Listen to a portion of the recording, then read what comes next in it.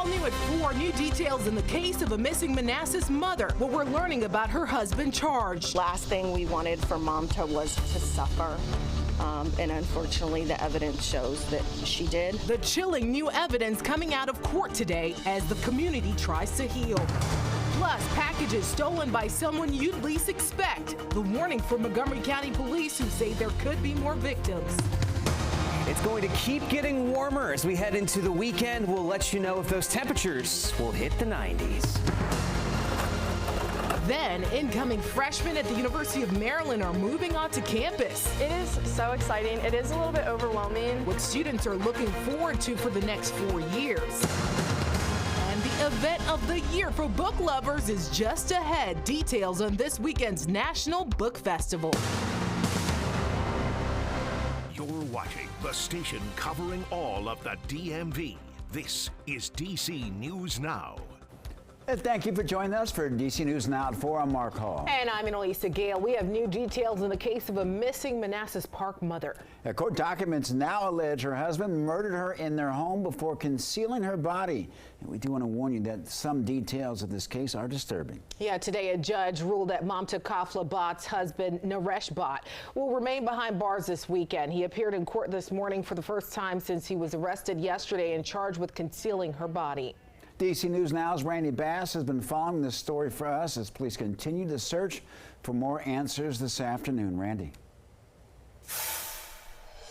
Yes, prosecutors today in court said that search warrant proved critical in helping to put Naresh Bhatt behind bars. They found loads of evidence in the home, saying they found what looked like blood in both the master bedroom and master bathroom areas of the home during that search warrant executed here earlier this week. As for what the scene looks like here tonight, no police outside for the first time in hours and days here.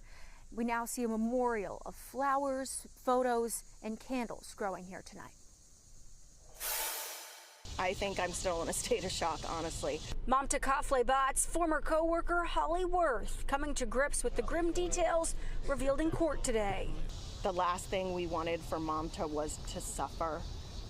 And unfortunately, the evidence shows that she did. Prosecutors say they found evidence of blood in their home earlier this week, along with evidence of Naresh Bhatt buying 3 knives back on July 30th. The next day, buying cleaning supplies. Investigators couldn't find 2 of those knives during their search this week.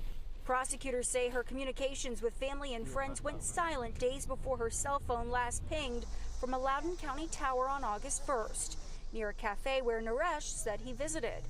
Investigators say the home was in disarray while they executed those search warrants Wednesday, with many items already boxed and packed up, and passports for Naresh and his 1-year-old daughter ready to go. Prosecutors say Naresh sold his car last week and also looked into selling the house in recent weeks. His public defender today saying the state has no evidence Naresh actually disposed of her body, and police are still searching for her. And with Mamta still missing, anyone who's met her will tell you she is generally a sweet and kind, loving, dedicated mother, and unfortunately a dedicated wife. The community is coming together to rally around her 1-year-old daughter. Both mom and dad have been taken, assumably, and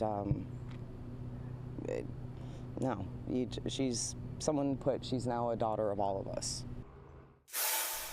Community members have now raised more than $87,000 in an online fundraiser for her daughter's care, with others helping to donate and gather essentials for her care in the meantime. Right now, friends are also working to bring Mamta's mother back to the U.S. from Nepal to help care for her granddaughter. They are arranging for that travel to happen sometime in the next several days. As for Mamta's husband, Naresh Bhatt, he'll remain behind bars through at least the weekend. He's due back in court on Monday for a bond hearing. Live in Manassas Park, I'm Randy Bass, DC News Now. Randy, thank you. Digging more into the timeline of events, we know that Naresh Bhatt initially told police that he last saw his wife on July 31st, but now police are saying that she was last seen 4 days earlier on July 27th.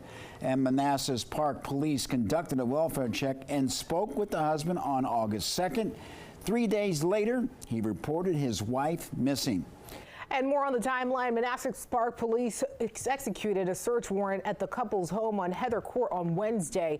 That was when police revealed Bott was a person of interest and was not cooperating with the investigation. He was arrested and charged with concealing a dead body again yesterday. We'll continue to follow this developing story throughout our newscast, but for now, you can stay on top of this on our website, dcnewsnow.com. And new at 4, Montgomery County police officer is convicted on charges for his involvement in the January 6th insurrection. These photos show that Justin Lee walking out of the U.S. District Court today. The judge said that Lee hurled a smoke bomb and other objects at police officers guarding a tunnel entrance at the U.S. Capitol. Lee will remain free until his sentencing, which is scheduled for November. Taking a live look outside Roslyn, Virginia. Nice day in the neighborhood, huh? Yeah, beautiful Friday. Great way to kick off our weekend, Mark. Well, let's head over to meteorologist Damon Matson with the first look at the forecast. Damon, how long will this continue? Oh, it's been beautiful, I'll say that, and we're hoping, for the sake of any weekend plans we have, that we can keep this trend going, and we have done so throughout this entire week after all. Now, once again, one last morning here to start out the day, we had some more fall-like chilly temperatures. We still had some upper 40s back toward the I-81 corridor across northern Virginia, though 50s were a little bit more common. D.C. Annapolis started out right at that 60-degree mark on the warmer side of things, technically speaking, but still cool. And with all that sunshine, we have now warmed things up into mostly the lower to middle 80s. Back off to the east, the eastern half of the DMV. As you go off to the west, though, we do see a few more upper 70s hanging on. But Hagerstown, Martinsburg, Winchester, you're right there near that 80-degree mark as well. And as far as weather forecasts go to kick off a Friday night, this one is going to be tough to beat. We're seeing very clear skies continuing. Those warm temperatures in the 80s right now will steadily cool off, but it will not feel all that uncomfortable at all as we head into the night, dropping through the 70s and 60s. Now, as we go into the weekend, are we about to see an even larger warm-up take shape? We'll have a look at your full forecast coming up here in just a bit. Damon, thank you. Well, in Fairfax County, a woman has been charged with assaulting children at her home daycare in Alexandria. Detectives say Suma Shah restrained kids with tape multiple times. Her county licensed daycare is on Paul Street and Bailey Crossroads. Shah turned herself in this week. She's been since released on bond. A Maryland woman is dead after a shooting in D.C.'s Shaw neighborhood. Lou Jordan was found in the hospital after being shot several times on Florida Avenue and 7th Street Northwest. Police have not shared information about a possible suspect. Meantime, some residents in Culpeper County in Virginia are being asked to avoid drinking tap water following reports of a strange odor. Now, this affects the Lake of the Woods Wilderness Shores, Somerset, Edgewood, Germanna Heights, Twin Lakes, and Route 3 communities there. And until the advisory is lifted, officials say do not use your tap water. Use only bottled water for drinking, food prep, brushing your teeth, and bathing. Do not try to treat the water yourself. The Rapid Service Authority will send out an alert to show where bottled water can be picked up.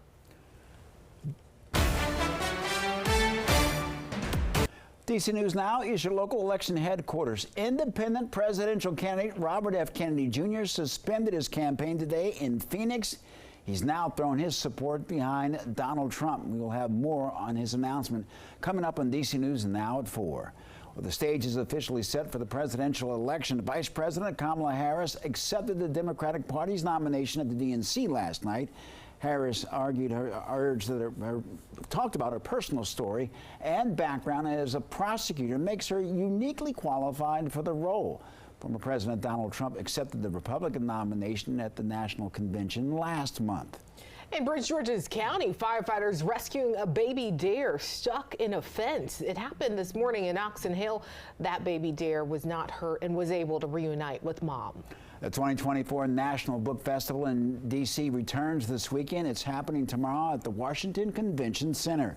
It runs from 9 a.m. to 8 p.m. and is free to attend. Guests can attend panels from best-selling authors and book signings and watch live science demonstrations.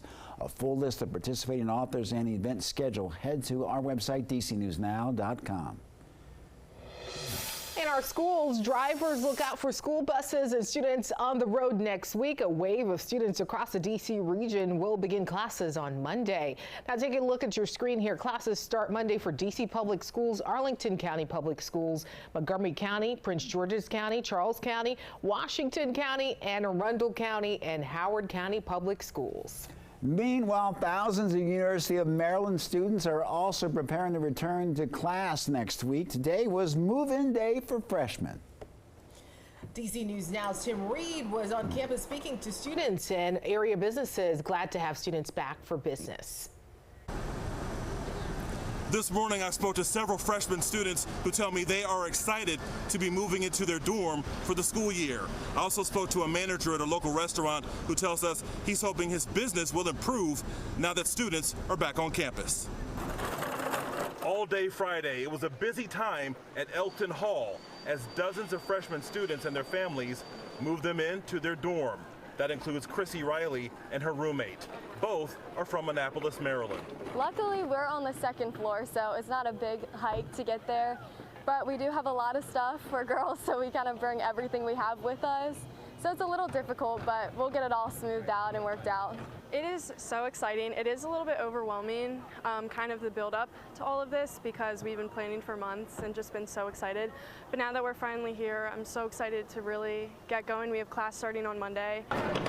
As thousands of incoming students are moving in, the manager at Lido Pizza in College Park tells us this is good news for his business. He says typically things slow down during the summer, but now he is ready to see more customers from campus spend money. It's a good thing is that we have more traffic, more volume.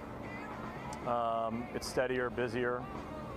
Football program's back too, so we do all the pizzas for the football games as well as the Xfinity Center. As much as we are important to them, they're important to us. We go there every night, we go there every day to eat. You know, it's not only is on campus the only place students can go, but we have so many opportunities off campus.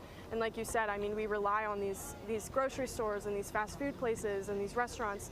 Classes get underway here at the University of Maryland Monday morning.